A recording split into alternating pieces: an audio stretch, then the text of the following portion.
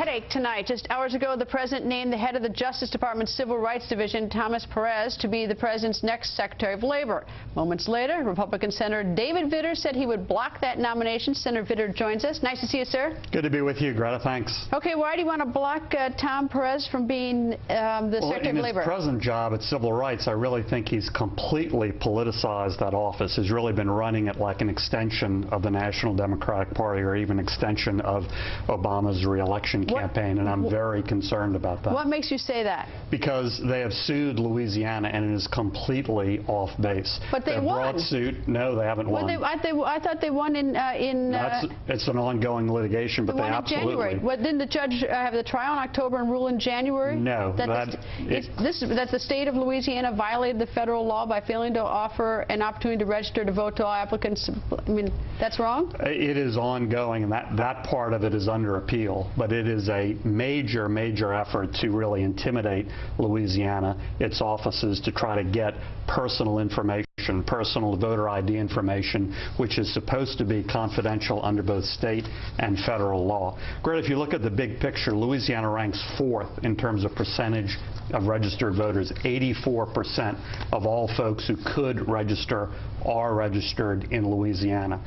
We voted about 69% in the last election, 9 points, almost 10 points above the national average. So this suit is really an effort to get confidential information, and that's contrary to state and federal law. What the Justice Department has been doing is bringing these lawsuits and really trying to force states, just because it's so expensive to fight, to put up this confidential voter information. All right. Well, I thought your argument would be not on that, because I think you lost that round. What would be is that you sent a letter and you have some ongoing questions that he hasn't responded. That's number one. Those ongoing. And number two is that the IG at the Department of Justice, Horowitz, was unhappy, my word, with some of his testimony before the commission on the new Black Panther Party. He didn't say he lied. Well, he didn't say he lied.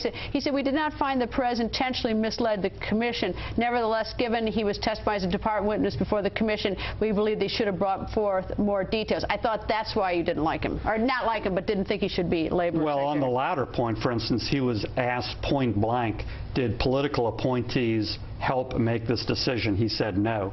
In fact, exactly the contrary is true, and the judge, in his opinion, pointed that out. So I think the judge may not want to use the word lie. I think that's very, very striking and serious. Is there anything he can do that you would change your mind about blocking his appointment? Well, first of all, let me be clear. I said today that I would block consideration of his nomination until at least I get an answer, a straightforward, full answer to the basic questions I've posed. I posed them in a letter November 15th, 2011. So what makes you think you're going to get him now? I mean, he hasn't bothered. Because he needs to be confirmed by the Senate. That's why I think I may get some answers now. Suddenly he's going to go back through his correspondence and say, oops, I forgot to answer Senator Vitter. Yes, that's usually what happens when they need a vote in the Senate.